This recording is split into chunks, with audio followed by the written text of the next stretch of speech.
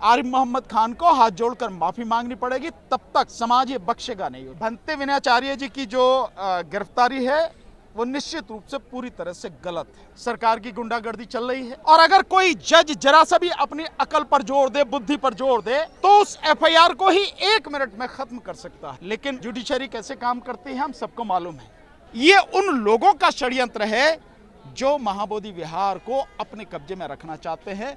उस मनुवादी मानसिकता के लोग, उनमें सरकार भी शामिल है, वहां के पंडे वंडे जो भी शामिल हैं।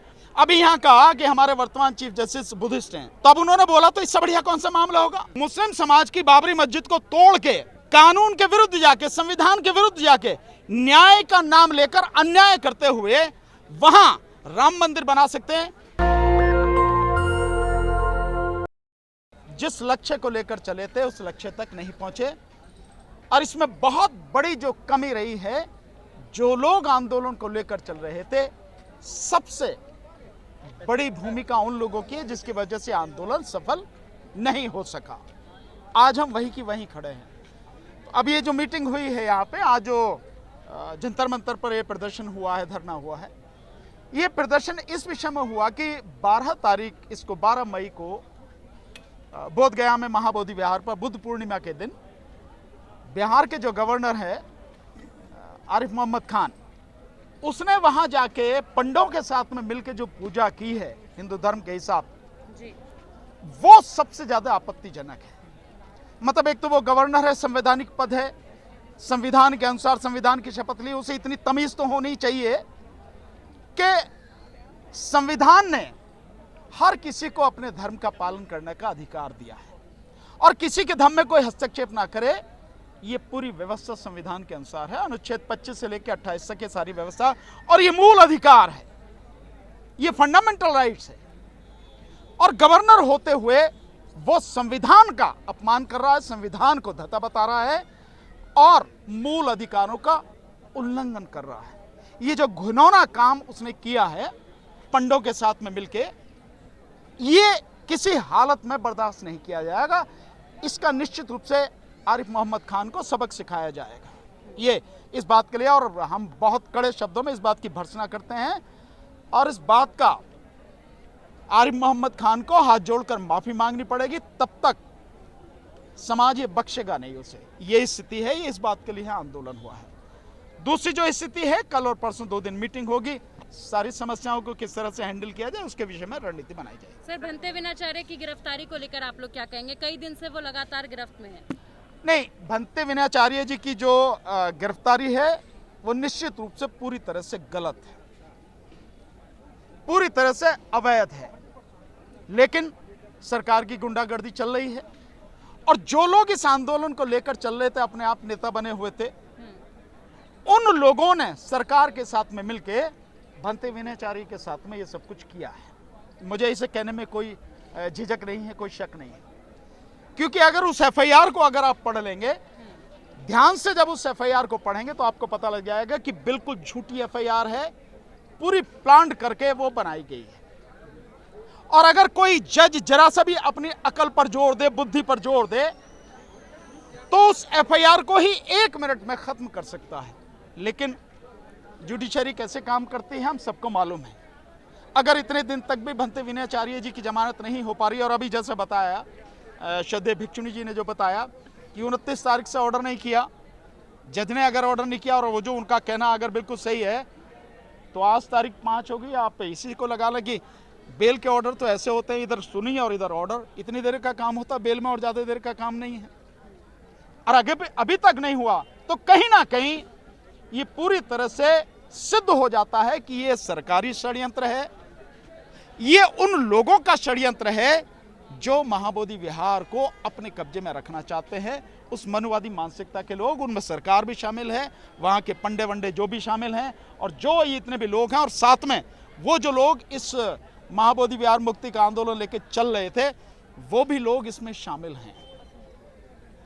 सर, आप खुद गए थे आंदोलन में वहाँ पर काफी, तो अभी जिस तरह से आपने कहा कि लगभग आंदोलन खत्म हो गया है, तो अब बीटी एक्ट की लड़ाई जो है यहीं तक थी? नहीं, ऐसा नहीं है, ये बीटी एक्ट की लड़ाई खत्म नहीं होगी। मैं समझता हूं अब ये लड़ाई बहुत मजबूती से चलेगी। ये लड़ाई हमें कैसे लड़नी है ताकि ये अपने अंजाम तक पहुंचे, और महाबोधि विहार बोधगया मुक्त हो, उसके लिए बाकायदा कल और परसों जो मीटिंग होगी, उसके बाद भी अगर मीटिंग्स की ज़रूरत पड़ती है तो पूरा समाज बैठ के, पूरे जो सामाजिक जागरूक लोग हैं, कार्यकर्ता हैं, जो भी बौद्ध धर्म से और बाबा साहब डॉक्टर अंबेडकर की विचारधारा को मानने वाले अंबेडकरवादी लोग हैं, आपके माध्यम से मैं कहता हूं सबको इनवाइट कर रहे हैं हम लोग। जो भी है सब लोग आइए। कोई भी एक व्यक्ति सर्वज्ञानी नहीं हो सकता, न जाने किसके पास में कितनी बढ़िया रणनीति हो, वो आए, बताए इस आंदोलन में आके। कल और परसों जो होना अंबेडकर भवन, रानी झांसी रोड, दिल्ली पर, बताए वहाँ आके कि ये रास्ता ठीक रहेगा, ये रणनीति ठीक रहेगी, उसके अकॉर्डिंग हम लोग काम करेंगे। और एक बाकायदा ये तो हो ही गया डिसाइड कि नेशनल लेवल पर एक कमेटी बनाई जाएगी और वो कमेटी एक संगठन के रूप में नहीं, संघ के रूप में बनाई जाएगी। वहाँ जो लोग होंगे, जो भी साथी उसमें होंगे, मैं मानता हूँ कि सबका समान पद होगा, सबका समान सम्मान होगा। कोई भी जैसे कहा जाए कि कोई अध्यक्ष है वो उस तरह का नहीं होगा। संघ के आधार पर हम उसको बनाने की कोशिश करेंगे और ये आंदोलन ईमानदारी से चले, अपनी अंतिम परिणति तक पहुंचे। हम लोग उस तरह की व्यवस्था करने का प्रयास। टकराव, आपसी मतभेद, जो गुटबाजी हो रही है, ये खत्म हो जाएगी? देखिए, गुटबाजी होती रहती है और इस गुटबाजी को खत्म करने के लिए ही जो बोधगया में 13 तारीख को बात हुई थी और जिसके बाद अभी आंदोलन हुआ है और जिसके विषय में कल ये परसों वो होनी है, ये वहीं पर डिसाइड हुआ था। आप लोग सब इस बात के साथी हैं, जो लोग वहाँ थे, वहीं डिसाइड हुआ था। तो इस आंदोलन को लेके या और भी कोई आंदोलन है, उनको लेके कोई गुटबाजी ना हो, कोई अपने आप को बड़ा नेता ना समझे या किसी भी व्यक्ति को छोटा ना समझा जाए। एक संघ के रूप में बहुत मजबूती के साथ, न केवल ये बीटी एक्ट, बल्कि मैं इसमें एक चीज और जोड़ना चाहूंगा, यही बराबर में संसद है। संसद में बाबा साहब की प्रतिमा को जिस तरह से पीछे 4 जून, आज 1 साल पूरा हो गया, 3 जून को मोदी ने हटाया था, वो भी बाबा साहब डॉक्टर अंबेडकर की प्रतिमा जहां थी संसद में, उसी स्थान पर, उसी भव्यता और उसी सम्मान के साथ लगे। ये बात भी हम लोग कल उसमें शामिल करेंगे। तो ये सारी चीजों को और भी समाज के विषय में, क्योंकि हो क्या रहा है कि हम लोग, हमें कुछ कहा जाता है तो हम रिएक्ट करते हैं। ऐसा कोई काम अभी तक नहीं हुआ कि हम करें और सरकार रिएक्ट करे। ऐसा होना चाहिए। हम एक रणनीति बना के तरीके से काम करने का हमारा प्रयास है। सर, इस पूरे मामले में 29 जुलाई को सुनवाई होगी सुप्रीम कोर्ट में और देखिए, कहा गया है कि यही अंतिम सुनवाई होगी। देखिए, मुझे सुप्रीम कोर्ट पर या किसी कोर्ट पर विश्वास नहीं है। आपको हो तो हो, समाज के लोगों को हो तो हो, दुनिया को जिसको हो तो हो। मैं बहुत मोटी सी बुद्धि वाला व्यक्ति हूं और मोटी सी बात समझता हूं। अभी यहाँ कहा कि हमारे वर्तमान चीफ जस्टिस बुद्धिस्ट हैं, खुद बोला उन्होंने, खुद उन्होंने बोला। तब उन्होंने बोला तो इससे बढ़िया कौन सा मामला होगा भाई? बुद्धिस्टों का इससे ज्यादा सम्मानित स्थान या सम्मानित जो हमारा आंदोलन है वो क्या हो सकता है? कोई भी नहीं हो सकता। तथागत बुद्ध को लिए जो सम्राट अशोक ने जहां उन्होंने ज्ञान प्राप्त किया, वहां पर जो महाबोधि विहार बनाया, इसकी मुक्ति का आंदोलन, और वो चीफ जस्टिस है। और पावर इतनी है कि कोई सोच नहीं सकता। अथाह पावर है। अगर वो अपनी पर आ जाएं तो जिसको चाहे टांग सकते हैं। और ये तो जब लड़ाई आपके हाथ में है भाई, जो केस आपके हाथ में था आपने दूसरी कोर्ट को ट्रांसफर कर दिया, तो इसका संदेश क्या जाता भाई? मुझे मोटी बुद्धि वाले व्यक्ति को तो यही संदेश जाता है, भैया मैं नहीं करूंगा इसे, मैं नहीं छोड़ूंगा इसे, चाहे जो कोई करे। अन्यथा तो ये तो ऐसा आंदोलन है, ऐसा मुद्दा है कि आप बिना किसी उसके सुमोटो एक्शन लेके, आप उस आंदोलन को लेके, आप उसको जनहित याचिका में तब्दील करके और एज पर कॉन्स्टिट्यूशन जो चाहे आप डिसाइड कर सकते हैं। आप कौन रोक रहा है आपको भाई? मूल अधिकारों में है, अनुच्छेद 25 से लेकर 28 तक आपको पूरा अधिकार है। और अगर कुछ और भी हो तो वो मुस्लिम समाज की बाबरी मस्जिद को तोड़ के, कानून के विरुद्ध जाके, संविधान के विरुद्ध जाके, न्याय का नाम लेकर अन्याय करते हुए वहां राम मंदिर बना सकते हैं। तो आर्टिकल 142 में जो आपको पावर दी गई है, कंप्लीट जस्टिस, इससे बढ़िया जस्टिस क्या होगा कि मूल अधिकारों में जो अधिकार बौद्धों को दिया गया है, उनका महाबोधि विहार पंडों के हाथ से छुड़ा के इस कानून को खत्म करके, क्योंकि आर्टिकल अभी बताया आपने, बंते जी ने बताया यहाँ पे भाई, आर्टिकल 13 बहुत साफ कहता है कि जो भी कानून मूल अधिकारों के विरोध में है अपने आप खत्म हो जाएगा, पर वो हुआ नहीं, उसके अकॉर्डिंगली अभी चलने, तो आप इसको खत्म कर सकते हैं, आपको पूरा अधिकार है। लेकिन ऐसा लग नहीं रहा। वो इसलिए भी नहीं लग रहा कि आपने अपने यहां से क्यों ट्रांसफर कर दिया, अपने पास ही रखते ना। अभी लोग कह रहे हैं और पिटीशन डालेंगे, डालो भैया, जिसको डालना कोई मना थोड़ा है। फिर जज साहब दबाव में है।